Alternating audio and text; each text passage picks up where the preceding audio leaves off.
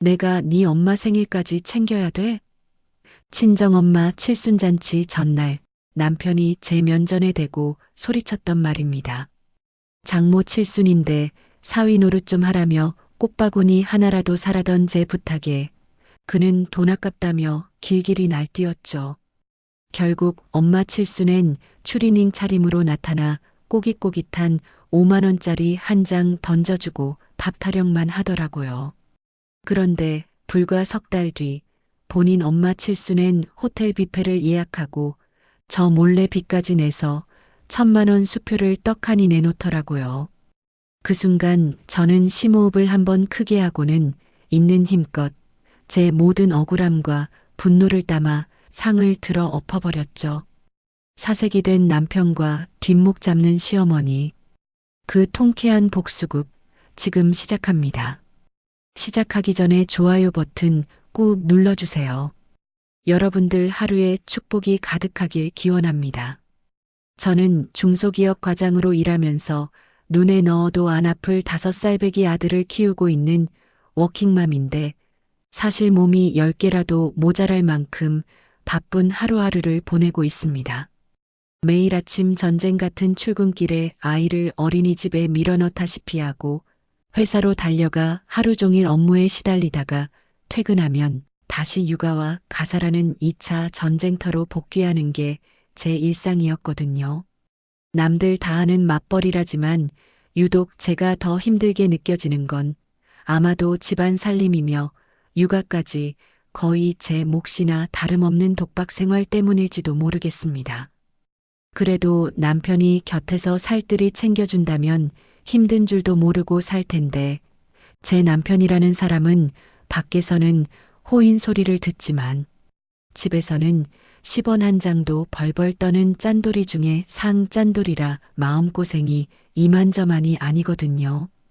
월급 관리는 각자 하자며 생활비 통장에 딱 정해진 금액만 입금하고는 제 소비 하나하나를 감시하려 드니 숨이 턱턱 막힐 지경이죠.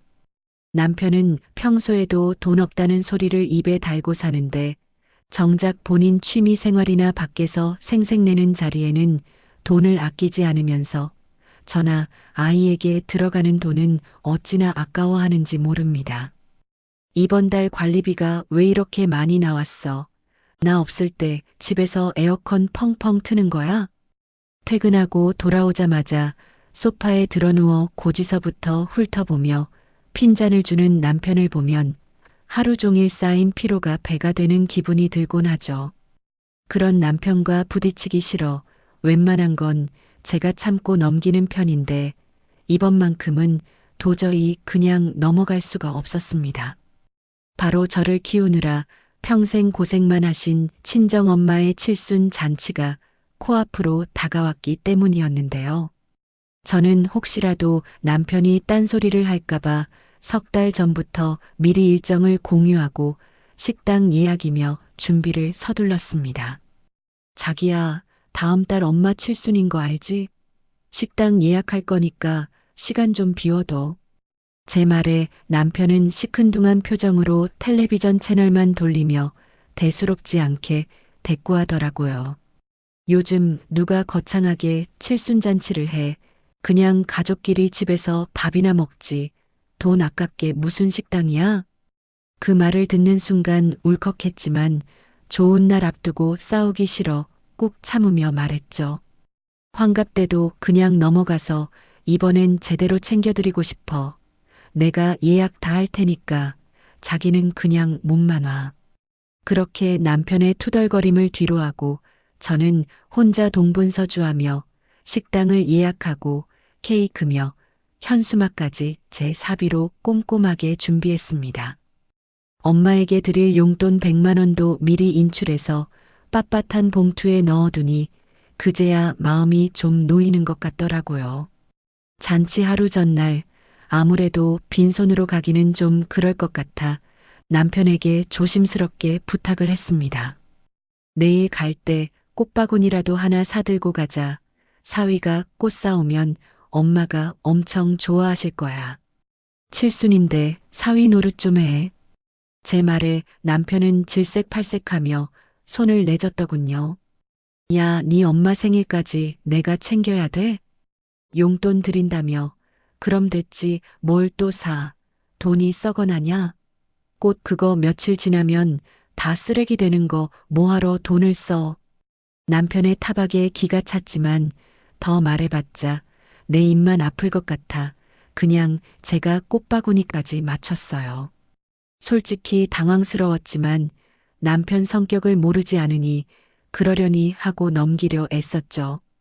드디어 엄마의 칠순 당일 저는 아침부터 아이 챙기랴 짐 챙기랴 정신이 없었는데 남편은 느긋하게 잠만 자다가 약속 시간이 다 돼서야 부스스 일어나는 게 아니겠어요.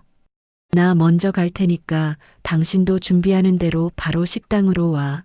늦지 말고 알았지. 신신당부를 하고 저는 아이와 함께 먼저 식당으로 향해 엄마와 친척들을 맞이했습니다. 오랜만에 뵙는 친지분들과 인사를 나누며 웃고 떠드는 사이 약속 시간이 훌쩍 지났는데도 남편은 코빼기도 보이지 않아 제 속은 타들어가기 시작했죠.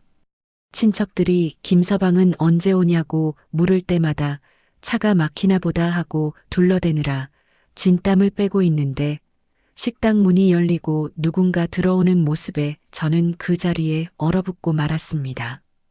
세상에 남편이 무릎이 다 늘어난 회색 추리닝 바람에 슬리퍼를 질질 끌며 나타난 게 아니겠어요?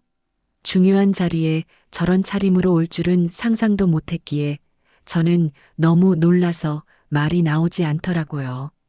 친척들도 다들 혀를 차며 수군거리는데 남편은 아랑곳하지 않고 성큼성큼 걸어오더니 자리에 털썩 앉으며 뻔뻔하게 인사를 건네더군요. 아이고, 차가 어찌나 막히던지 장모님 생신 축하드려요. 배고파 죽겠네. 밥부터 먹읍시다. 죄송하다는 말 한마디 없이 밥 타령부터 하는 사위를 보며 엄마는 민망해하는 저를 의식하셨는지 오히려 남편의 손을 꼭 잡아주셨습니다. 김서방 일하느라 고생하는데 쉬는 날 나 때문에 쉬지도 못하고 와줘서 고마워. 어서 앉아서 밥 먹게. 엄마의 그 따뜻한 배려에 눈물이 핑 돌았지만 꾹 참고 식사를 시작했어요. 하지만 남편은 밥 먹는 내내 핸드폰 게임만 하거나 반찬 투정을 해대며 분위기를 찬물 끼얹듯 싸하게 만들었습니다. 아니, 이 집 갈비는 왜 이렇게 질겨? 돈값 못하네, 진짜. 장모님, 이거 드시지 마세요. 이빨 나가겠어.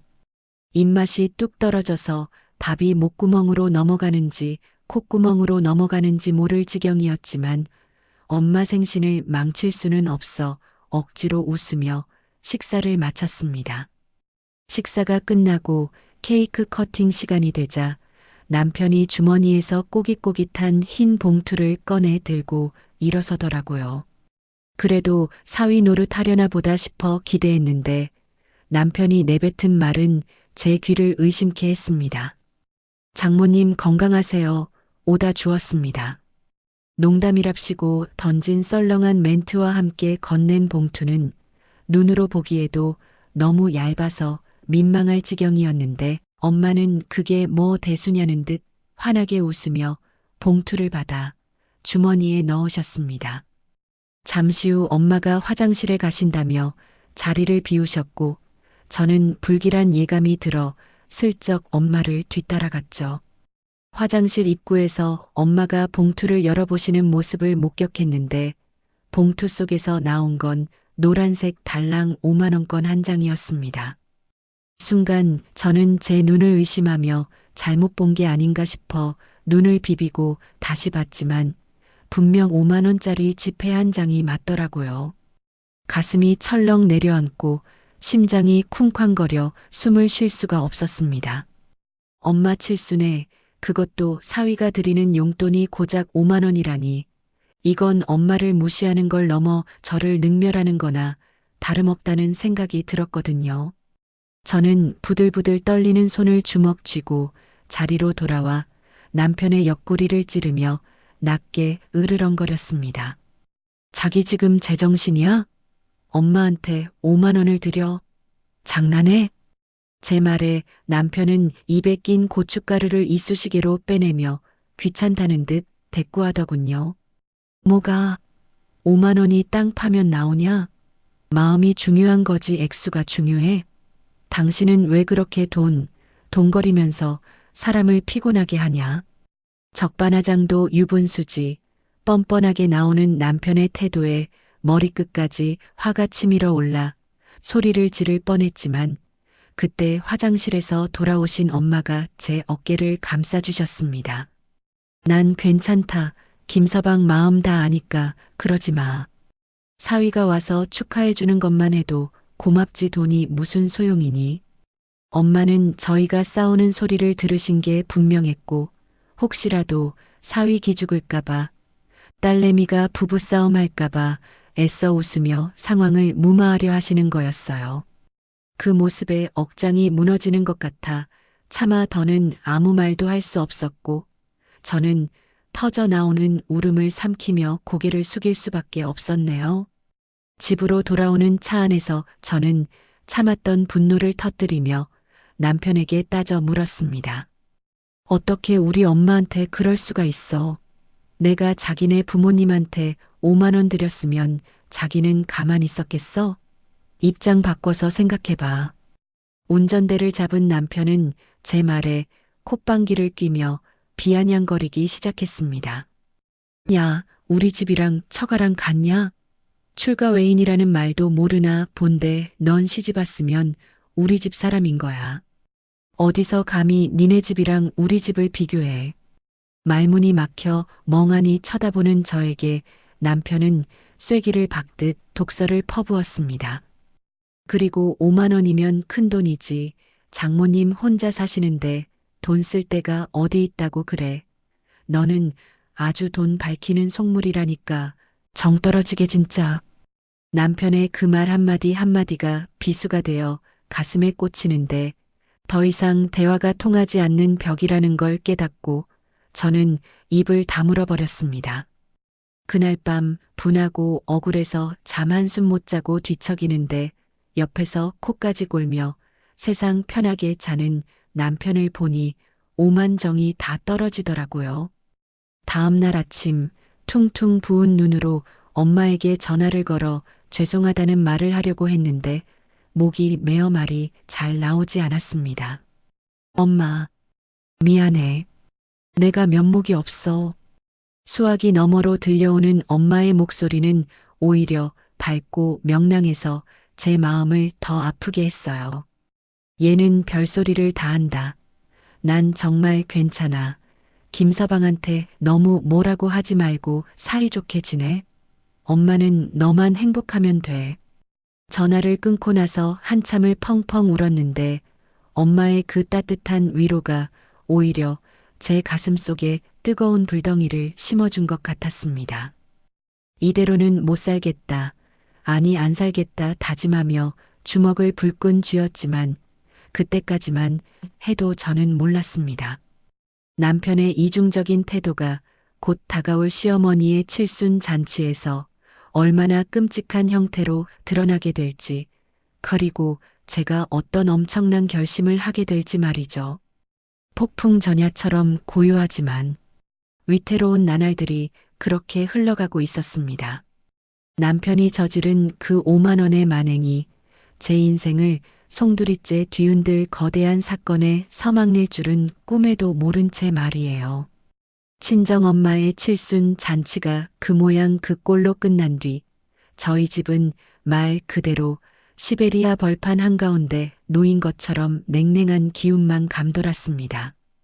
남편하고는 말 한마디 안 섞고 지낸 지가 벌써 석 달이 다 되어 가는데 이 인간은 눈치라고는 약에 쓰려 해도 없는 건지 아니면 알면서도 모르는 척하는 건지 퇴근하면 소파랑 한 몸이 되어서 텔레비전만 뚫어져라 쳐다보고 있더라고요. 저는 그 꼴이 보기 싫어서 아이 핑계대고 방에 들어가 버리거나 아예 투명 인간 취급하며 지냈죠.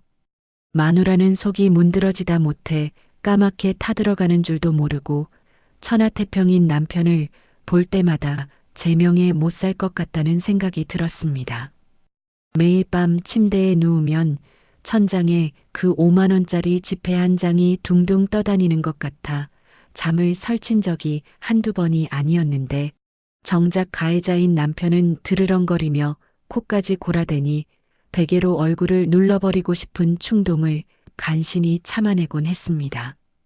그렇게 숨막히는 침묵 속에서 하루하루를 버티고 있던 어느 날 저녁, 남편이 뜬금없이 제 앞에 쓱 다가오더니 헛기침을 몇 번 하며 말을 걸어오더라고요. 당신 다음 달 우리 엄마 칠순인 거 알지? 순간 제 귀를 의심할 수밖에 없었고 장모 칠순 때는 추리닝 바람에 5만 원짜리 한 장 틱 던져놓고 온갖 진상을 다 부려놓고선 본인 엄마 생신은 또 챙기겠다는 그 뻔뻔한 심보가 괘씸해서 말이 안 나오더라고요. 저는 설거지하던 고무장갑을 벗어 던질 듯 내려놓으며 차갑게 쏘아붙였습니다. 어머님은 친구분들도 많고 인맥도 넓으시니까 알아서 하시겠지. 내가 신경 쓸 게 뭐 있어? 제 차가운 반응에 남편은 기다렸다는 듯이 얼굴을 붉히며 언성을 높이더라고요. 야, 너 지금 되게 아니 꼽게 말한다? 장남 체면이 있지 어떻게 그냥 넘어가? 이번엔 호텔 뷔페 예약하고 친척들 다 부를 거야. 제대로 해드릴 거라고. 기가 막혀서 헛웃음이 툭 튀어나왔는데 친정엄마 때는 무슨 칠순이냐며 투덜대던 인간이 자기 엄마 생신엔 호텔이라니 기가 찰 노릇이었죠. 호텔? 돈은 어쩌고? 너 맨날 돈 없다며? 생활비도 모자란다고 징징대더니 그 돈은 어디서 나는데? 제 말에 남편은 당황한 기색도 없이 오히려 큰 소리를 치더군요. 돈 걱정은 하지 마. 내가 다 알아서 할 테니까 너는 잔말 말고 와서 손님 맞이나 해. 며느리가 돼서 시어머니 칠순잔치 챙기는 신용이라도 해야 할 거 아니야. 저는 어이가 없어서 말문이 막혔지만 남편은 이미 혼자 신나서 여기저기 전화를 돌리기 시작했어요. 그날부터 남편은 퇴근만 하면 베란다로 나가서 누군가와 소곤소곤 통화를 하거나 핸드폰을 붙들고 낄낄거리며 뭔가 열심히 검색을 해대더라고요. 슬쩍 엿들어 보니 가관도 아니었는데 답례품은 최고급 수건으로 해달라느니 자수도 금실로 박아달라느니 아주 난리가 났더군요. 네, 답례품은 무조건 고급스러운 걸로 부탁해요. 아, 그리고 밴드도 불러야죠. 우리 어머니가 노래 부르는 거 좋아하시니까 분위기 좀 팍팍 띄워주세요. 그 통화 내용을 듣고 있자니 속에서 천불이 올라오는 것 같았습니다. 친정엄마 칠순 때는 꽃바구니 하나 사는 것도 벌벌 떨며 돈 낭비라고 난리치던 사람이 자기 엄마 칠순에는 돈을 물쓰듯 쓰고 있으니까요.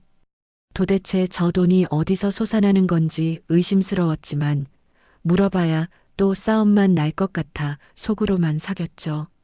하지만 시어머니에게서 걸려온 전화 한 통은 마치 제 인내심의 한계를 시험하는 듯 했습니다. 예, 너 이번 내 생일 때 한복 맞춰 입고 와라. 손님들 많이 오는데 며느리가 후줄근하게 입고 있으면 내 체면이 뭐가 되겠니? 미용실 가서 머리도 좀 하고 알았지? 시어머니의 당당한 요구에 저는 헛웃음만 나왔습니다. 사돈 칠순 때 아들이 추리닝 입고 온 줄은 새까맣게 모르고 제게 한복에 풀세팅까지 강요하다니요. 어머니, 저는 일하느라 바빠서 한복 맞출 시간도 없고요. 그냥 단정하게 입고 갈게요.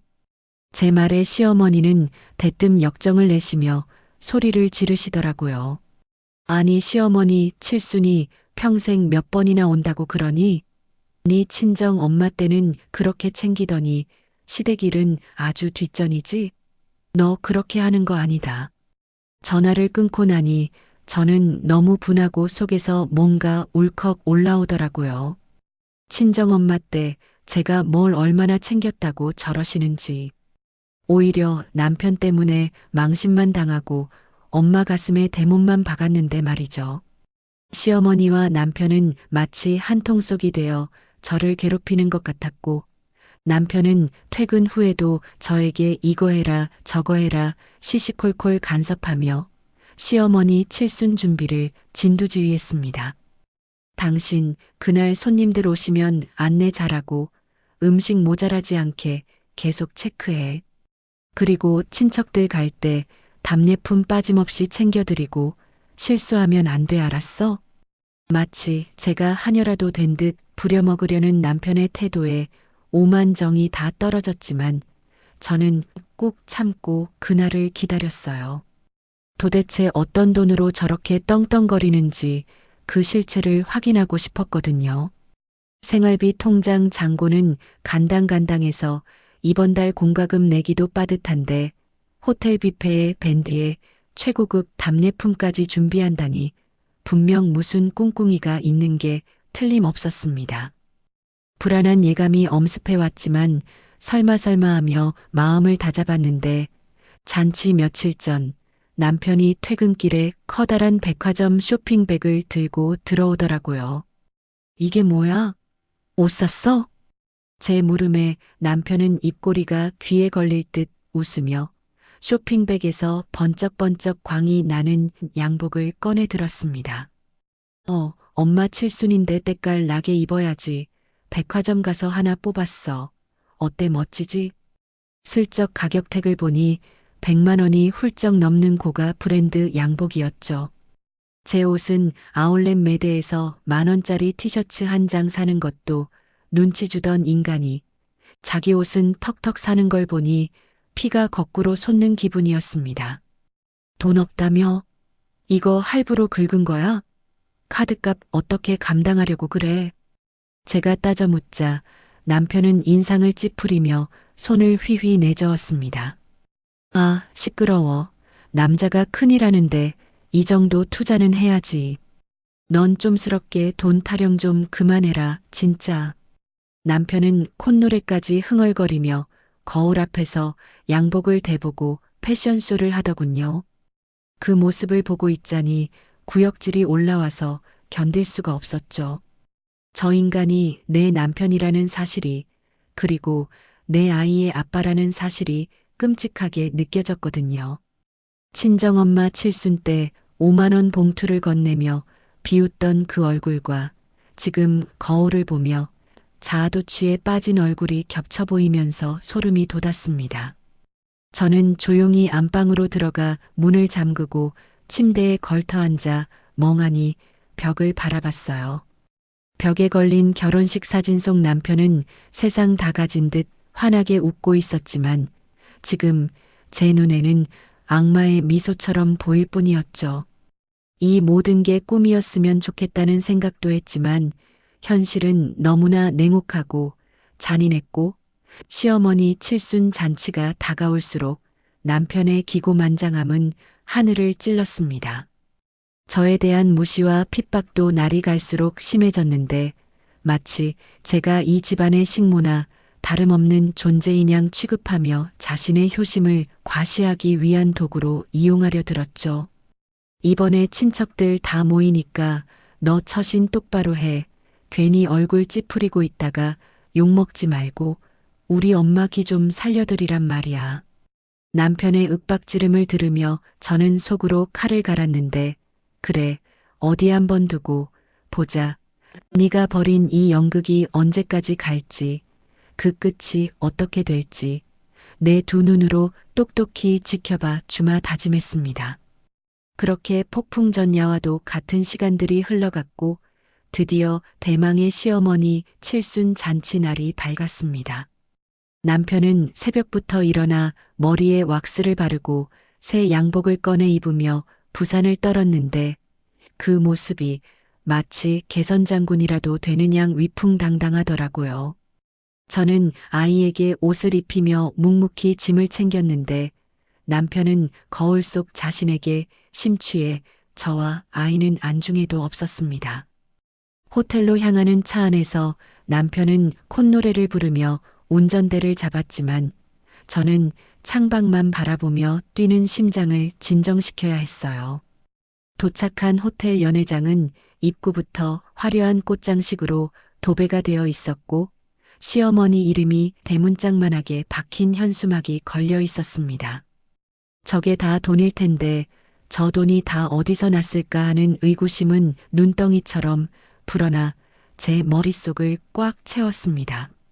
시어머니는 한복을 곱게 차려입고 입구에서 하객들을 맞이하고 계셨는데 저희를 보자마자 반가워하기는커녕 제 옷차림부터 스캔하며 혀를 차시더라고요. 쯧쯧, 넌 기어이 그 옷을 입고 왔구나. 내가 한복 입으라고 했니 안 했니? 며느리가 돼가지고 시어머니 말을 아주 귓등으로도 안 듣는구나. 시어머니의 타박에도 저는 아무 대꾸 없이 고개만 숙였는데 옆에 있던 남편은 엄마 편을 들며 거들더라고요. 엄마, 쟤는 원래 센스가 없잖아요. 그냥 엄마가 이해하세요. 오늘 같은 좋은 날 화내시면 주름 생겨요. 두 모자의 합작 공격에 기가 찼지만 오늘은 날이 날인 만큼 참기로 했습니다. 화려한 조명 아래서 웃고 떠드는 사람들 틈에서 저는 철저하게 이방인이 된 기분이었고 이 가식적인 연극이 빨리 끝나기만을 바랄 뿐이었죠. 그런데 남편이 사회자에게 무언가 귓속말을 하더니 의기양양한 표정으로 단상 쪽을 바라보더라고요. 뭔가 큰 걸 준비했다는 듯한 그 표정에서 저는 본능적으로 불길함을 감지했는데 과연 남편이 준비한 그 효도의 실체가 무엇일지 가슴이 조마조마해지기 시작했습니다. 단순히 돈을 많이 쓴 것 이상의 무언가가 있을 것 같은 예감, 그리고 그 예감이 결코 틀리지 않았음을 알게 되는 데는 그리 오랜 시간이 걸리지 않았습니다.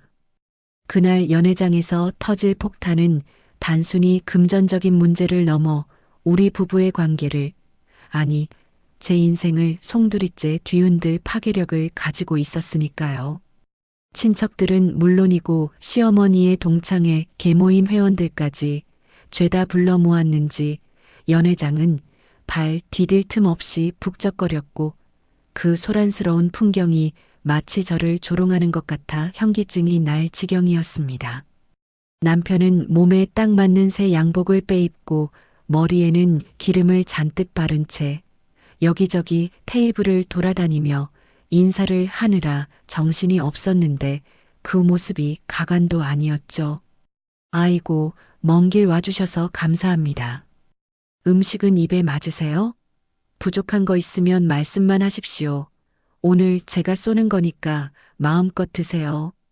마치 개선장군이라도 된 양 어깨에 힘을 잔뜩 주고 다니는데 친척 어르신들이 아들 하나는 기가 막히게 키웠네, 효자가 따로 없어 하며 칭찬을 쏟아내니 남편의 입꼬리는 귀에 걸려 내려올 줄을 모르더라고요. 저는 구석진 자리에서 손님들에게 주차 도장을 찍어주느라 물 한 모금 마실 새도 없었는데 남편은 저를 본체만 체하며 자신의 효심을 전시하는 데만 열을 올리고 있었습니다. 그때 신우이가 얄미운 표정으로 저에게 다가오더니 툭 한마디를 던지더군요. 언니, 오빠가 이번에 무리 좀 했네요. 언니는 좋겠다. 저런 능력 있는 남편 둬서. 비꼬는 말투가 역력했는데 저는 속에서 우라가 치미는 걸 꾹 누르며 애써 덤덤한 척 대꾸할 수밖에 없었습니다. 그러게요. 아가씨 오빠가 대단한 효자네요. 제 말에 신우이는 코웃음을 치며 쌩하니 돌아섰는데 그 뒷모습을 보면서 당장이라도 소리를 지르고 싶은 충동을 참느라 주먹을 꽉 쥐어야 했어요. 식이 시작되고 분위기가 무르익을 무렵 사회자가 마이크를 잡고 목청을 높였습니다. 자, 이제 오늘의 하이라이트. 우리 멋쟁이 아드님의 축사 및 선물 증정식이 있겠습니다. 다들 박수. 우레와 같은 박수 소리와 함께 남편이 단상 위로 올라갔는데 조명을 한 몸에 받는 그 표정이 어찌나 비장하던지 무슨 영화제 나무주연상이라도 타러 나온 사람 같더라고요. 남편은 마이크를 잡고 잠시 뜸을 들이더니 감정이 북받친다는 듯 울먹이는 목소리로 연기를 시작했습니다. 어머니, 칠순 축하드립니다. 홀로 저희 남매 키우시느라 고생하신 거 생각하면 제가 아무리 잘해도 그 은혜 다 갚을 길이 없네요. 가증스러운 눈물 연기에 하객들은 여기저기서 훌쩍거렸지만 저는 그 꼴을 보고 있자니 헛구역질이 올라올 뻔했어요. 친정엄마 칠순 때는 추리닝 입고 와서 밥투정이나 하던 인간이 여기서는 세상 둘도 없는 효자 노릇을 하고 있으니 기가 막힐 노릇이었죠. 남편은 눈물을 훔치며 품 안에서 두툼한 봉투 하나를 꺼내 들었습니다. 어머니, 이거 제 작은 성의입니다. 키워주신 은혜에 비하면 보잘것없지만 아들이 어머니 호강시켜 드리려고 열심히 모았습니다. 남편이 시어머니에게 봉투를 건네자 사회자가 분위기를 띄우며 호들갑을 떨기 시작했는데요. 자, 아드님의 피땀 어린 정성이 담긴 봉투입니다. 과연 얼마가 들어있을지 우리 어머님께서 직접 확인해 보시죠. 개봉박두. 사람들의 환호 속에 시어머니가 떨리는 손으로 봉투를 열었는데 그 안에서 나온 건 노란색 5만 원권이 아니라 하얀 빛깔의 수표였습니다. 시어머니는 수표를 꺼내 들고 눈이 휘둥그레지더니 이내 환하게 웃으며 수표를 머리 위로 흔들어 보이시더군요. 세상에 이게 얼마야? 1,000만 원? 우리 아들이 나한테 1,000만 원을 줬어. 아이고 세상에.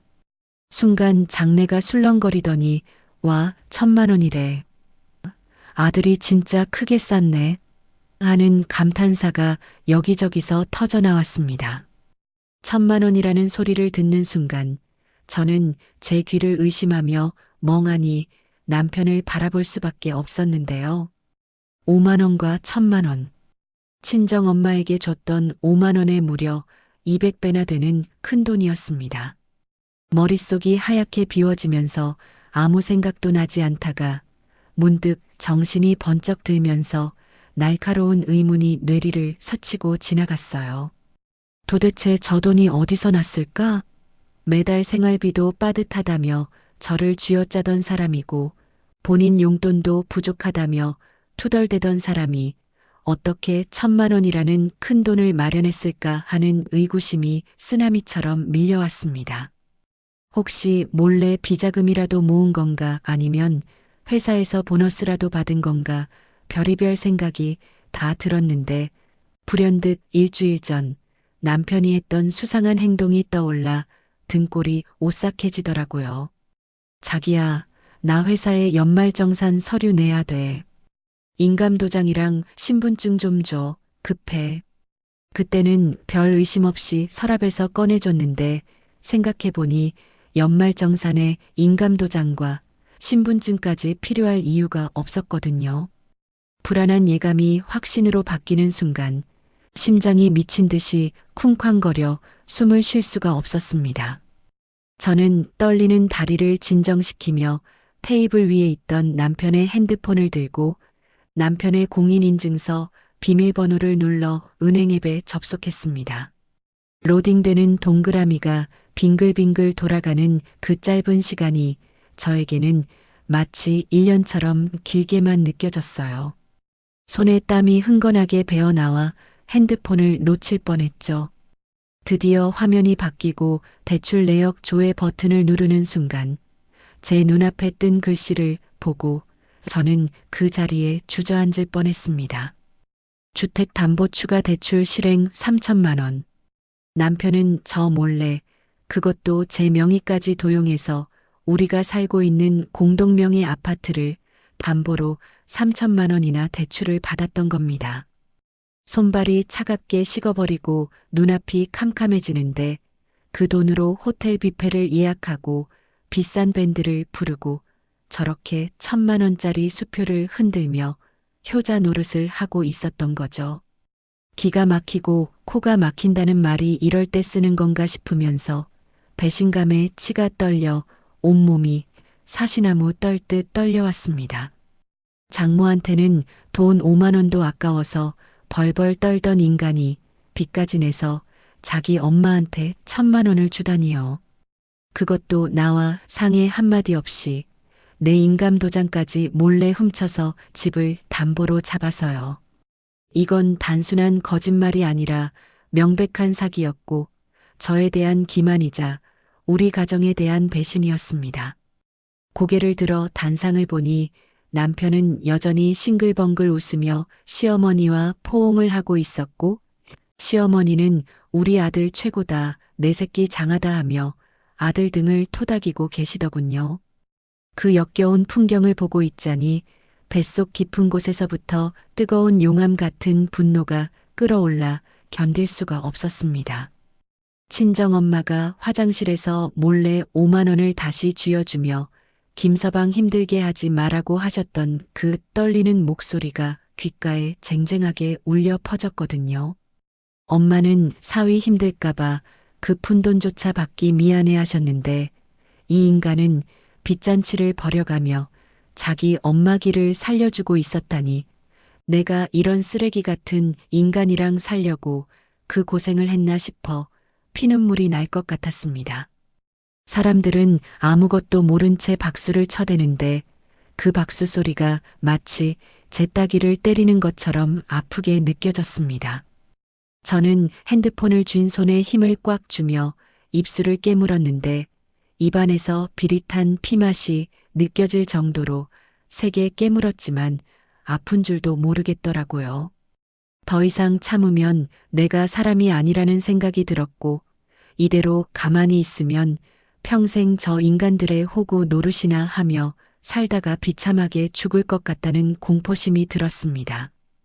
지금 당장 저 가증스러운 연극을 끝내버리지 않으면 제 속이 터져버릴 것만 같았어요. 저는 비틀거리며 자리에서 일어났고 다리에 힘이 풀려 휘청거렸지만 눈빛만큼은 도끼를 품은 짐승처럼 번득였습니다. 사람들의 시선이 저에게 쏠리는 게 느껴졌지만 그런 건 더 이상 중요하지 않았어요. 오직 단상 위에서 히히덕거리는 저 두 모자를 응징해야겠다는 생각뿐이었죠.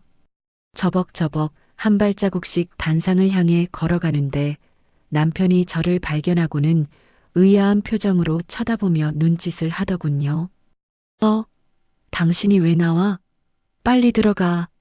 남편의 그 태연한 목소리를 듣는 순간 제 안의 마지막 이성의 끈이 툭 하고 끊어져 버렸습니다. 시어머니 앞 메인 테이블에는 오색 찬란한 칠순 상차림이 화려하게 차려져 있었고 저는 남편의 눈을 똑바로 쳐다보며 입가에 싸늘한 미소를 지었어요. 남편은 그제야 뭔가 잘못됐다는 걸 감지했는지 표정이 굳어지더라고요. 단상 바로 앞까지 다가가자 남편이 제 팔을 잡으며 속삭이듯 말했습니다. 야, 미쳤어? 왜 이래? 빨리 내려가. 남편의 손을 거칠게 뿌리치며 저는 있는 힘껏 소리를 질렀습니다. 이거나, 너야말로 미쳤냐? 제정신이야? 순간 장내는 찬물을 끼얹은 듯 조용해졌고 사람들은 영문을 모른 채 수군거리기 시작했습니다. 시어머니는 놀란 눈으로 저를 쳐다보며 어색하게 웃으시더라고요. 얘가 갑자기 왜 이래? 술 마셨니? 어머님 생신 축하한다고 한마디 하러 나온 거니? 저는 시어머니를 쏘아보며 끓어오르는 분노를 터뜨렸습니다. 축하요? 어머님, 지금 그 돈 받으니까 좋으세요? 아들이 1,000만 원 주니까 살만 나시죠? 제 날카로운 목소리에 시어머니의 표정이 굳어지셨는데 남편은 당황해서 어쩔 줄 몰라 하며 제 입을 막으려 들더라고요. 여보, 왜 그래 진짜. 집에 가서 얘기해. 여기서 이러지 말고. 비켜. 손대지 마. 저는 남편을 밀쳐내고 시어머니 앞에 화려한 잔치상을 노려봤습니다. 온갖 사내 진미가 가득 차려진 그 상을 보고 있자니 친정엄마의 소박했던 칠순 밥상이 떠올라 가슴이 미어지는 것 같았습니다. 엄마는 갈비가 질기다며 투정 부리는 사위 눈치 보느라 밥도 제대로 못 드셨는데 시어머니는 희희낙낙하며 잔치를 즐기고 있다니 이 불공평한 세상에 대한 분노가 폭발했습니다. 저는 심호흡을 한번 크게 하고는 두 손으로 테이블복 끝을 꽉 움켜쥐었습니다. 그리고 있는 힘껏 제 모든 억울함과 분노를 담아 상을 들어 엎어버렸어요. 와장창, 쨍그랑, 그릇 깨지는 소리와 함께 음식들이 사방으로 튀었고 화려했던 칠순상은 순식간에 아수라장이 되어버렸습니다.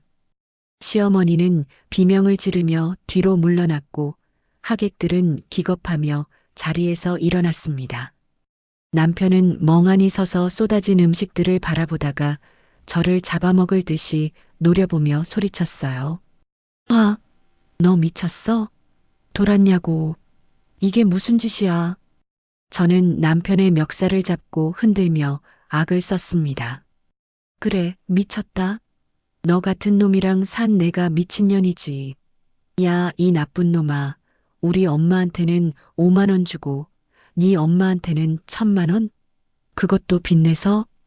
제 말에 남편은 얼굴이 하얗게 질려서 아무 말도 못하고 입만 벙긋거렸습니다. 저는 바닥에 떨어진 마이크를 주워들고 하객들을 향해 소리쳤습니다. 다들 잘 들으세요. 여기 이 효자 아드님이 장모 칠순엔 5만 원 줬습니다. 5만 원. 사람들은 웅성거리며 수군대기 시작했습니다. 뭐, 5만 원? 처가엔 5만 원 하고 자기 엄마한텐 1,000만 원? 저런 놈이 다 있어? 하는 비난의 목소리가 들려왔습니다. 저는 거기서 멈추지 않고 핸드폰 화면을 사람들에게 보여주며 외쳤습니다. 그리고 2,000만 원, 이거 제 몰래 집 담보로 대출받은 돈입니다. 3,000만 원이나 빚내서 잔치하고 생색내는 거라고요. 시어머니는 그제야 사태 파악이 되셨는지 바들바들 떨며 저에게 삿대질을 하셨습니다. 뭐라고? 빚을 내서 줬다고? 아니, 인연이 지금 무슨 헛소리를 하는 거야? 헛소리요? 어머님 아들한테 물어보세요. 제 인감도장 훔쳐서 몰래 대출받은 거니까. 남편은 고개를 숙인 채 아무런 변명도 하지 못했고 시어머니는 충격을 받으셨는지 뒷목을 잡고 휘청거렸습니다. 하지만 저는 시어머니를 부축해드릴 생각 따위는 눈곱만큼도 없었어요. 오히려 통쾌하다는 생각뿐이었죠. 저는 가방에서 꼬깃꼬깃해진 봉투 하나를 꺼냈습니다. 친정엄마 칠순 때 남편이 줬던 그 문제의 5만 원짜리 봉투였습니다. 저는 지폐를 꺼내 남편 얼굴에 획 집어던졌습니다. 자, 받아라. 네가 우리 엄마한테 줬던 그 돈이야. 너도 한번 받아봐. 기분이 어떤지. 팔랑거리며 떨어지는 5만 원짜리 지폐가 남편의 뺨을 스치고 바닥에 툭 떨어졌습니다. 남편은 차마 그 돈을 줍지도 못하고 얼굴이 벌개져서 씩씩거리고만 있었죠. 저는 시어머니를 향해서도 쏘아붙였습니다. 어머님도 똑같아요. 아들 귀한 줄만 알고 남의 집 귀한 딸은 종년 취급했잖아요. 며느리가 봉이에요? 호구예요? 시어머니는 기가 막혀서 말도 못하고 헐떡거리고 계셨는데 저는 그 모습이 꼴좋다 싶었습니다. 평소에 저를 무시하고 구박하던 그 기세등등함은 온데간데 없고 초라하게 늙은 노인네 하나만 남아있을 뿐이었으니까요. 하객들 중 일부는 핸드폰을 꺼내 동영상을 찍고 있었고 일부는 혀를 차며 남편과 시어머니를 욕하고 있었습니다. 아이고, 세상에 저런 불효자가 다 있나. 며느리가 오죽했으면 저랬을까 하는 소리가 들려왔습니다. 저는 그제야 속이 좀 시원해지는 것 같았습니다. 가슴속 꽉 막혀있던 체증이 쑥 내려가는 기분이었고 10년 묵은 변비가 뚫린 것처럼 개운했거든요. 남편이 저에게 달려들며 주먹을 치켜들었지만 저는 눈 하나 깜짝하지 않고 맞섰습니다. 쳐봐. 어디 한번 쳐봐. 치는 순간 넌 바로 콩밥 먹는 거야. 남편은 주먹을 부들부들 떨더니 차마 때리지는 못하고 허공에 헛손질만 해댔습니다. 비겁한 놈.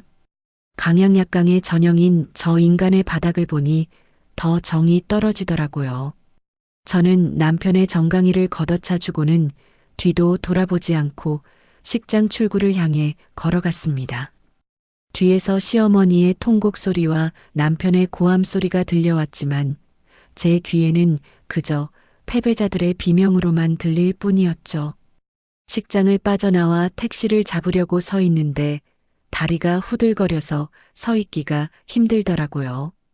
하지만 마음만은 깃털처럼 가벼웠습니다.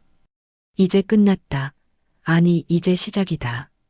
나를 얽매고 있던 저 지긋지긋한 시월드와 남편이라는 족쇄를 끊어버리고 온전한 나로 다시 태어날 수 있다는 희망이 보였거든요.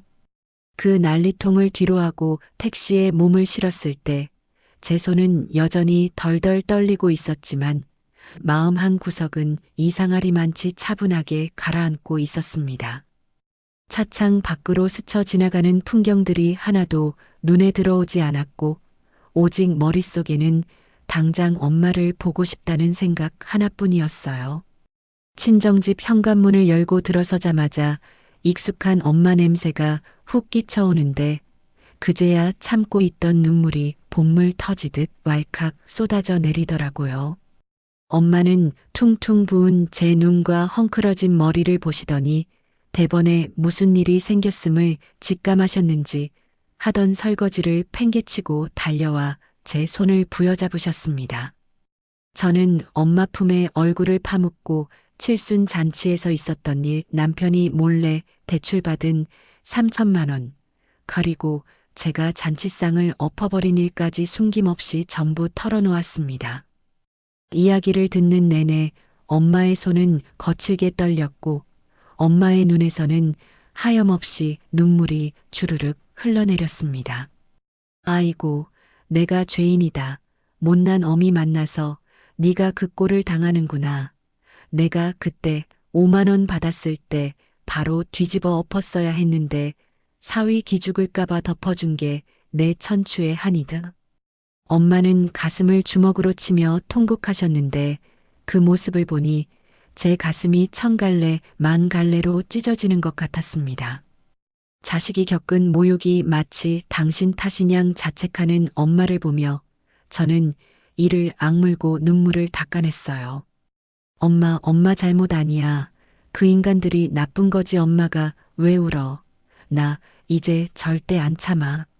내가 그 인간들 뼈저리게 후회하게 만들어줄 거야.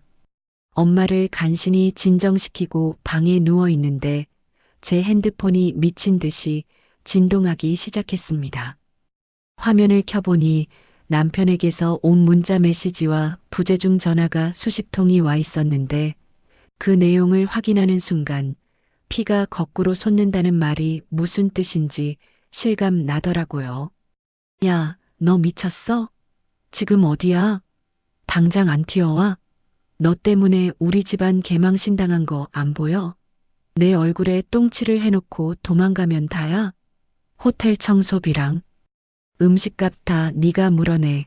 손해배상 청구할 거니까 각오해라. 사과는커녕 적반하장으로 나오는 남편의 태도에 헛웃음이 나왔지만 이건 시작에 불과했습니다. 곧이어 시어머니에게서도 전화가 걸려왔는데 받지 않으려다 무슨 소리를 짓거리는지 드러나 보자 싶어 통화 버튼을 눌렀거든요. 예, 너 지금 제정신이니? 시어머니 칠순 잔치에 밥상을 엎어? 네가 그러고도 무사할 줄 알아? 수화기 너머로 들려오는 시어머니의 앙칼진 목소리는 독이 바짝 올라 있었습니다. 저는 차갑게 가라앉은 목소리로 대꾸했습니다. 어머님, 잔치도 하고 1,000만 원도 받으신 기분 좋은 날인데 화내지 마세요. 뭐라고? 야, 남자가 살다 보면 대출 좀 받을 수도 있지. 그걸 가지고 동네방네 떠들어서 망신을 줘? 너 당장 들어와서 싹싹 빌어. 이혼은 절대 안 된다. 어디서 감히 이혼 소리를 꺼내. 자기 아들의 사기 행각은 남자의 실수로 포장하고 저의 정당한 분노는 폐륜으로 몰아가는 그 뻔뻔한 가스라이팅의 구역질이 올라왔습니다. 더 이상 대화할 가치도 없다고 느껴 저는 조용히 통화 종료 버튼을 누르고 번호를 차단해 버렸습니다. 다음 날 날이 밝자마자 저는 변호사 사무실을 찾아갔어요. 변호사님 앞에 남편의 대출 내역서, 5만 원 사건 당시의 녹취록, 그리고 그동안 생활비 문제로 다퉜던 문자 내용들을 증거로 제출했습니다. 변호사님은 서류를 훑어보시더니 한숨을 내쉬며 고개를 저으시더라고요. 이건 단순한 성격 차이가 아니네요. 배우자에 대한 기망행위가 명백하고 경제적인 신뢰를 완전히 깨뜨린 유책 사유가 확실합니다. 위자료 청구는 물론이고 재산 분할에서도 충분히 유리하게 이끌어갈 수 있습니다. 변호사님의 확언을 듣고 저는 바로 이혼 소장을 접수했습니다.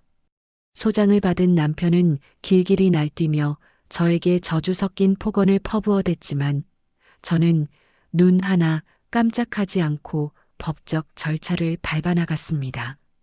하지만 진짜 진흙탕 싸움은 재산 분할 과정에서 시작되었습니다.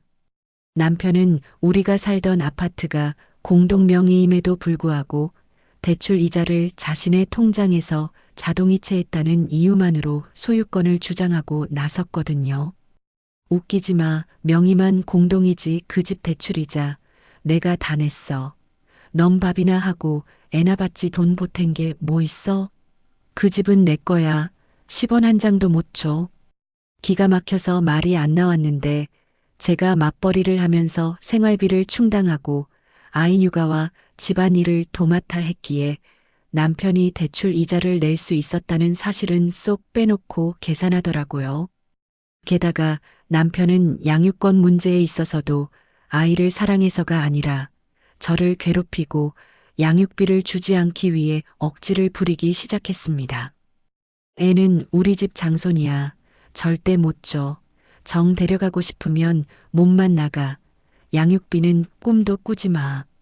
돈 앞에서는 부모 자식도 없다더니 10년을 함께 산 아내에게 이렇게까지 바닥을 보이는 남편을 보며 저는 인간에 대한 환멸을 느꼈습니다.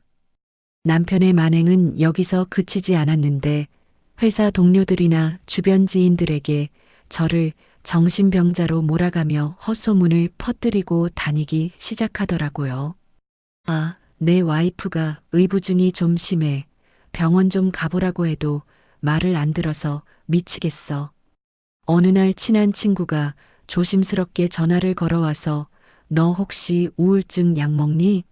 네 남편이 그러던데 너 요즘 상태가 많이 안 좋다고 하며 걱정해 줄 때 저는 억장이 무너지는 것 같았습니다.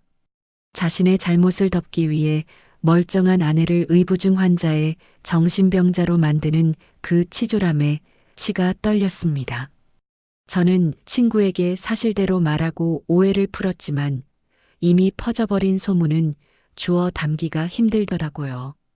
사람들의 수군거림과 따가운 시선이 느껴질 때마다 숨이 턱턱 막혀왔지만 제가 무너지면 저 인간들이 승리의 미소를 지을 걸 알기에 이를 악물고 버텼습니다. 그런데 제가 가장 견디기 힘들었던 건 남편의 공격이나 사람들의 시선이 아니었습니다. 바로 저의 가장 소중한 보물, 5살배기 아들의 변화였습니다. 친정에 온 지 일주일쯤 지났을까 평소 밝고 활발하던 아이가 말수가 급격히 줄어들고 눈치를 보기 시작하더라고요. 밥도 잘 안 먹고 구석에 웅크리고 앉아 장난감만 만지작거리는 아이를 보며 가슴이 철렁 내려앉았는데 어느 날 밤 아이가 자다가 비명을 지르며 깨어났습니다. 아빠, 엄마 때리지 마. 잘못했어요. 으앙. 아이는 식은땀을 흘리며 경기하듯 울어댔고 저는 아이를 끌어안고 달래며 같이 울 수밖에 없었습니다.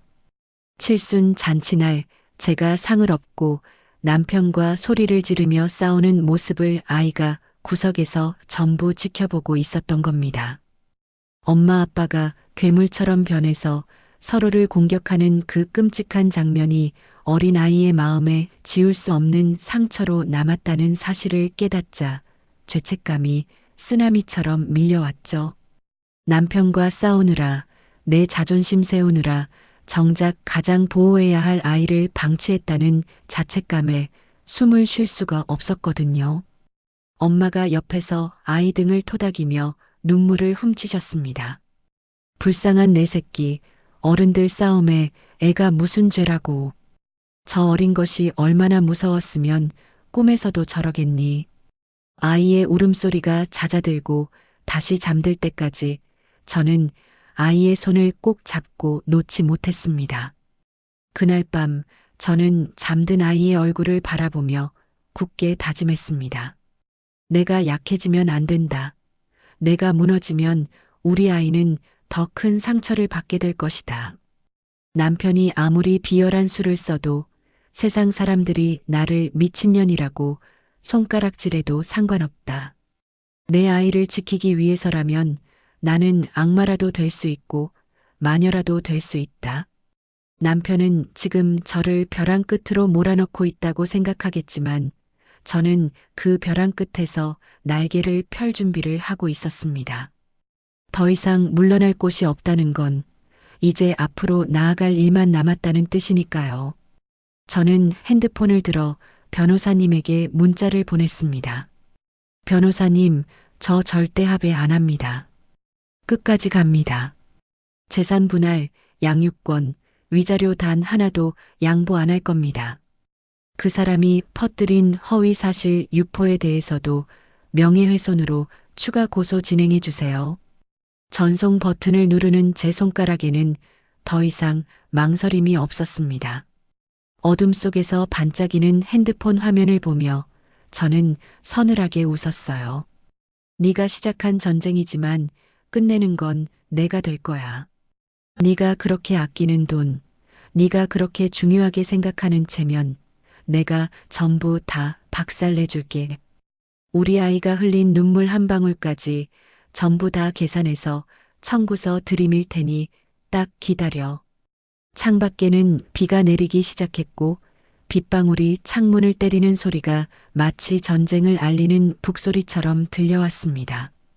제 인생의 가장 치열하고 독한 전투가 이제 막 시작되고 있었습니다. 이제부터는 감정에 휘둘리는 약해 빠진 아내가 아니라 내 아이와 내 인생을 지키기 위해 물불 가리지 않는 전사가 되어야 한다고 스스로를 채찍질했습니다. 남편이 저를 의부증 환자로 몰아가고 정신병자 취급을 하며 여론전을 펼치는 동안 저는 조용히 방에 틀어박혀 지난 10년의 결혼 생활을 낱낱이 해부하기 시작했죠. 먼저 생활비 통장 내역부터 샅샅이 뒤지기 시작했어요. 남편이 매달 쥐꼬리만 한 생활비를 던져주며 생색을 냈던 기록들을 엑셀 파일로 정리하고 그가 자기 유흥비로 탕진한 카드 내역과 비교하며 증거를 하나하나 수집했습니다.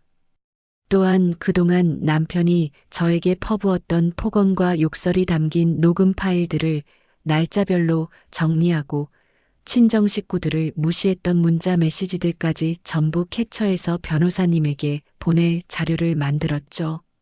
밤을 새워가며 증거를 모으다 보니 남편이라는 작자가 얼마나 치졸하고 악랄하게 저를 경제적으로 착취하고 정서적으로 학대해 왔는지 뼈저리게 느껴져서 치가 떨리더라고요.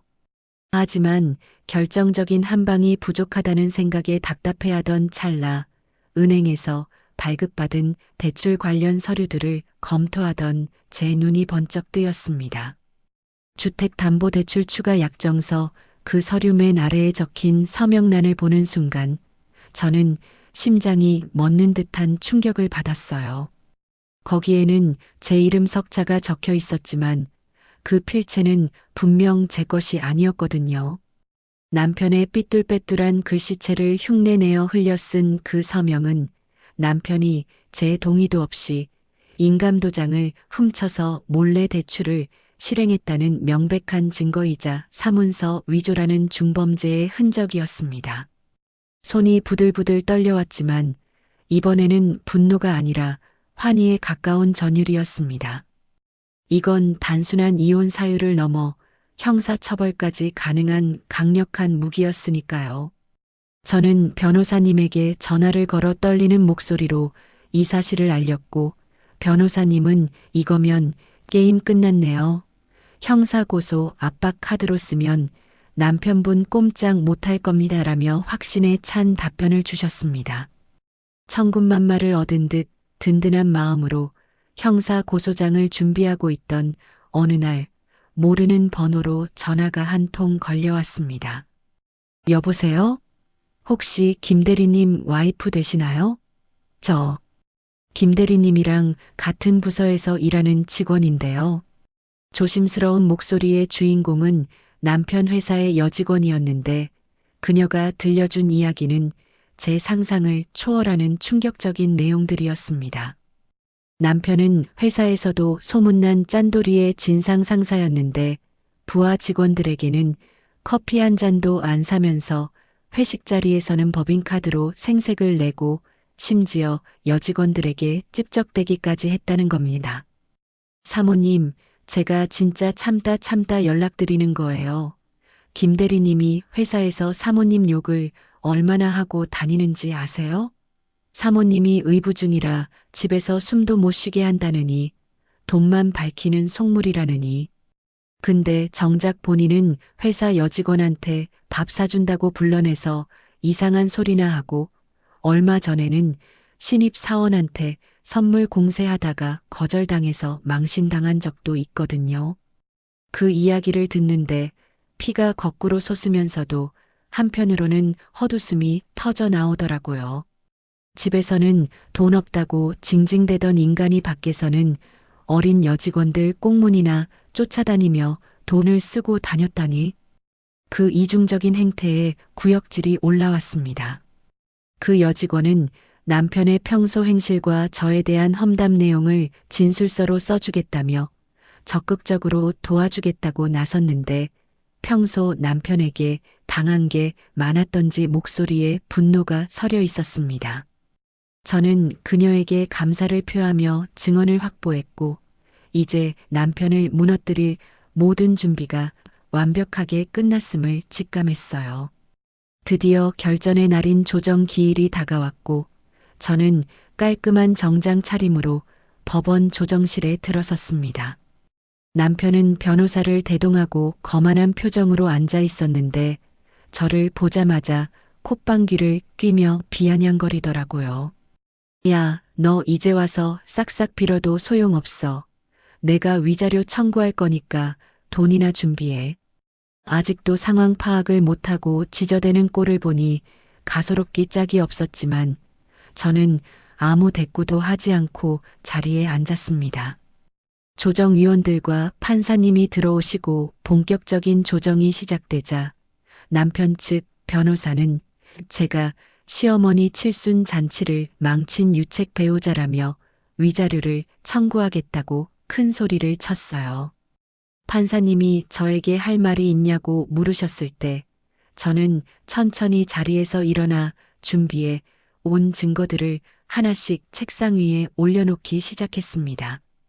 먼저 친정엄마 칠순 때 남편이 줬던 5만 원짜리 봉투 사진과 시어머니 칠순 때 남편이 건넨 1,000만 원 수표 사진, 그리고 남편이 몰래 대출받은 3천만 원 내역서를 나란히 펼쳐놓았습니다. 판사님, 이 사진들을 봐주십시오.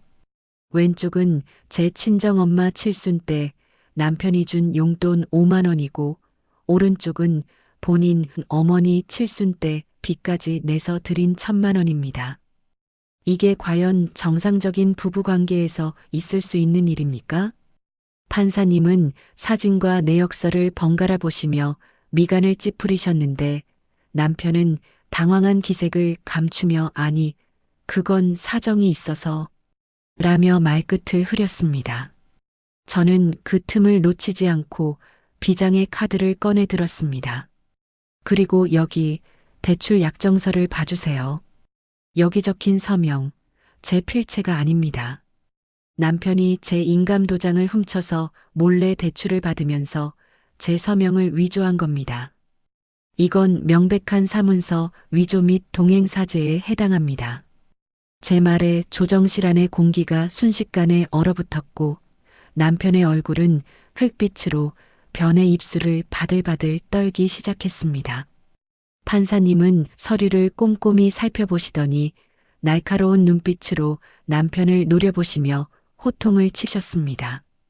피신청인, 이게 사실입니까? 배우자 몰래 서명을 위조해서 대출을 받았어요? 이건 심각한 범죄 행위입니다. 지금 형사 고소당하면 어떻게 되는지 알고나 있어요? 남편은 기어들어가는 목소리로 변명하려 했지만 저는 쐐기를 박듯 여직원의 진술서와 남편의 폭언 녹음 파일을 재생했습니다. 녹음기에서 야 이년아, 돈이 썩어나냐? 너는 집구석에서 밥이나 하는 주제에 말이 많아. 하는 남편의 생생한 욕설이 흘러나오자 남편 측 변호사마저도 고개를 돌리며 난감해하더라고요. 게다가 회사 여직원의 불륜 의심 정황과 험담 내용이 담긴 진술서까지 공개되자 남편은 더 이상 버티지 못하고 고개를 푹 숙였습니다. 조정실 안은 남편의 치부가 낱낱이 드러나는 처형장이나 다름없었고 저는 그 모습을 차가운 눈으로 내려다보며 마지막 일격을 가했습니다. 저는 이 사람과 더 이상 단 1분 1초도 살 수 없습니다. 사문서 위조로 형사 고소 진행할 거고요. 위자료 3천만 원, 재산 분할 60%, 그리고 양육권까지 전부 제가 가져가겠습니다. 하나라도 받아들여지지 않으면 저는 끝까지 가서 이 사람 콩밥 먹일 겁니다. 형사 고소, 콩밥이라는 단어가 나오자 남편은 사시나무 떨듯 떨며 제 앞으로 달려와 무릎을 꿇었습니다. 여보, 내가 잘못했어. 제발 고소만은 하지 말아줘. 나 회사 잘리면 끝장이잖아. 한 번만 봐줘. 조금 전까지만 해도 거만하게 굴던 인간이 제 발밑에서 싹싹 비는 꼴을 보니 통쾌하다 못해 비참하기까지 했지만 저는 눈 하나 깜짝하지 않고 차갑게 내려다보며 말했습니다. 당신 회사 잘리는 게 내 알바야? 우리 엄마 가슴에 대못 박고 내 가슴 멍들게 했을 때는 이런 날이 올 줄 몰랐어? 죗값 치러. 판사님도 남편의 이중적인 태도와 파렴치한 범죄 행위에 혀를 내두르시며 엄중하게 꾸짖으셨습니다. 피신청인의 행위는 배우자에 대한 심각한 기망이자 신뢰 훼손입니다. 경제적 학대는 물론이고 사문서 위조 정황까지 뚜렷하니 원고의 요구를 수용하지 않으면 형사처벌을 피하기 어려울 겁니다. 결국 남편은 형사처벌이 두려워 꼬리를 내리고 제 모든 요구 조건을 받아들일 수밖에 없었는데 재산 분할 과정에서도 제가 맞벌이하며 생활비를 충당하고 가사와 육아를 전담했다는 기여도가 인정되어 60사라는 압도적인 비율로 승리할 수 있었습니다. 그동안 남편이 냈다는 대출 이자보다 제가 생활비로 쓴 돈과 가사 노동의 가치가 훨씬 높게 평가되었고 남편의 유책 사유가 명백했기에 위자료 또한 청구액 전액인 3천만 원을 인정받았습니다. 양육권은 두말할 것도 없이 저에게 돌아왔고 남편은 매달 양육비 150만 원을 지급하라는 판결까지 받았죠. 판결봉 소리가 땅, 땅, 땅하고 울려 퍼지는 순간 저는 온몸의 긴장이 풀리면서 다리에 힘이 쭉 빠지는 기분이었습니다. 법원을 나오는 길, 파란 하늘이 유독 눈부시게 빛나고 있었는데 그동안 저를 짓누르던 먹구름이 거치고 따사로운 햇살이 비추는 것 같아 눈물이 핑 돌더라고요. 옆에서 걷던 남편은 다 털린 빈털털이 신세가 되어 어깨가 축 늘어진 채 터벅터벅 걸어가고 있었지만 저는 그 뒷모습을 보며 일말의 동정심도 느끼지 않았습니다. 인과응보, 사필귀정이라는 말이 딱 이럴 때 쓰는 거구나 싶었거든요. 핸드폰을 꺼내 엄마에게 전화를 걸었습니다. 신호음이 몇 번 가기도 전에 엄마가 전화를 받으셨는데 목소리가 잔뜩 긴장되어 있으셨습니다. 어떻게 됐니? 잘 끝났어? 저는 목이 메어 잠시 말을 잇지 못하다가 이내 환하게 웃으며 소리쳤습니다. 엄마, 나 이겼어. 우리가 이겼다고. 재산도 내가 다 가져오고 아이도 내가 키우기로 했어. 그 인간 이제 빈털털이야. 수화기 너머로 엄마의 통곡 소리가 들려왔습니다. 아이고, 장하다 내 새끼, 고생했다. 정말 고생했어. 하시며 우는 엄마의 목소리를 듣자 저도 참았던 눈물이 왈칵 쏟아졌습니다. 하지만 그 눈물은 지난날의 아픔을 씻어내는 정화수와도 같았고 앞으로 다가올 새로운 날들에 대한 축복의 비와도 같았습니다. 이제 진짜 끝났구나. 아니, 이제 진짜 시작이구나. 그동안 남편과 시댁의 그늘에 가려 숨죽여 살았던 나는 죽었고 이제는 당당하고 주체적인 나로 다시 태어난 기분이었습니다. 집으로 돌아가는 발걸음은 깃털처럼 가벼웠고 세상의 모든 공기가 저를 위해 존재하는 것처럼 상쾌하게 느껴졌습니다. 택시를 타고 친정으로 가는 길, 창밖의 풍경들이 하나하나 생생하게 눈에 들어오기 시작했습니다. 지나가는 사람들의 웃음소리, 길가에 핀 꽃들의 색깔, 바람에 흔들리는 나뭇잎 소리까지 이 모든 평범한 행복들이 그동안 저에게는 사치였지만 이제는 마음껏 누릴 수 있는 저의 것이 되었습니다. 집에 도착하면 엄마와 아이를 꼭 안아주고 맛있는 저녁을 먹으며 축배를 들 생각에 가슴이 설레어 왔습니다. 그리고 다짐했죠. 다시는 정말 다시는 누구에게도 휘둘리지 않고 내 인생의 주인으로 살아가겠노라고. 돈 몇 푼에 자존심을 팔지 않고 부당한 대우에 침묵하지 않으며 내 소중한 사람들을 지키기 위해 언제든 맞서 싸울 준비가 된 강한 여자로 살아가겠노라고요. 오늘의 이 승리는 단순히 이혼 소송에서 이긴 것이 아니라 제 잃어버린 인생을 되찾은 위대한 승리였습니다. 이제 저에게는 희망찬 미래만이 기다리고 있을 테니까요. 법원문을 나선 그 길로 저는 10년간 저를 옥죄었던 그 지긋지긋한 신혼집, 아니 지옥 같았던 감옥에서 미련 없이 짐을 뺐습니다. 남편과 함께 쓰던 가구며 가전제품들은 꼴도 보기 싫어서 전부 중고로 처분해버리거나 폐기물 스티커를 붙여서 내다버렸어요. 마치 제 몸에 붙어있던 더러운 때를 벗겨내는 기분이라 속이 다 후련했죠. 저는 회사 근처에 자그마한 아파트를 전세로 얻어 엄마와 아이 그리고 저 이렇게 셋이서 새로운 보금자리를 꾸렸습니다. 비록 예전 집보다 평수는 훨씬 작아졌고 화려한 인테리어도 없는 소박한 집이지만 그곳에서 우리가 느끼는 행복의 크기는 수십 배, 수백 배 더 컸어요. 아침에 눈을 뜨면 남편의 눈치를 보거나 아침밥 타령을 듣는 대신 주방에서 들려오는 엄마의 도마질 소리와 구수한 된장찌개 냄새가 저를 반겨주니까요. 퇴근하고 집에 돌아오면 소파에 누워 핸드폰만 보는 남편의 등짝 대신 엄마 하고 달려와 품에 안기는 아이의 따뜻한 체온과 우리 딸 왔어? 고생했다 하며 등을 토닥여주는 엄마의 손길이 저를 기다리고 있습니다. 그 평범하고 소소한 일상이 얼마나 귀하고 소중한 것인지 저는 이혼을 하고 나서야 비로소 뼈저리게 깨닫게 되었습니다.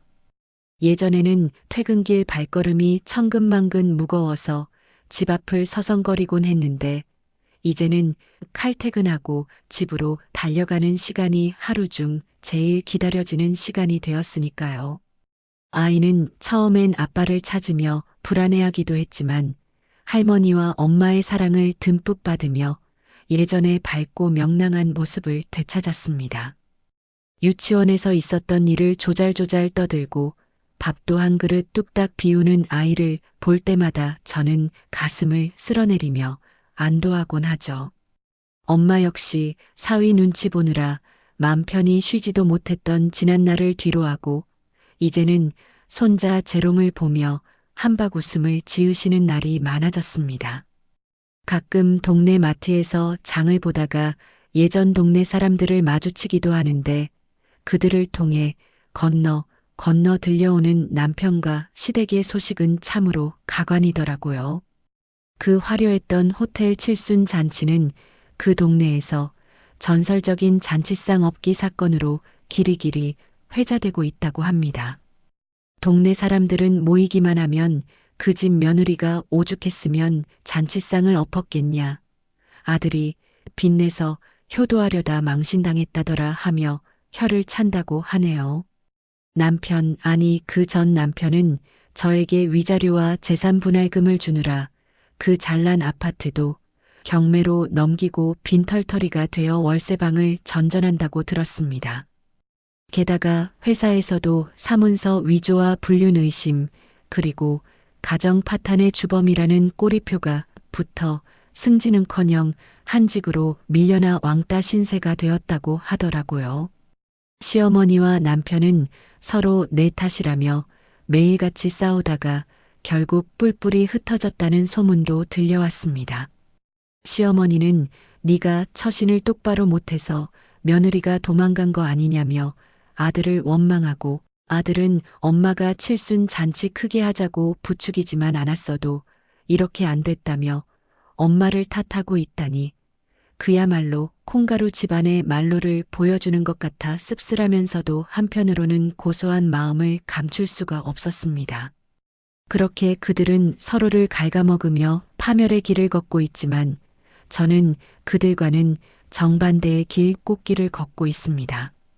시간은 화살처럼 빠르게 흘러 어느덧 1년이라는 시간이 지났고 계절은 돌고 돌아 다시 엄마의 생신이 다가왔습니다.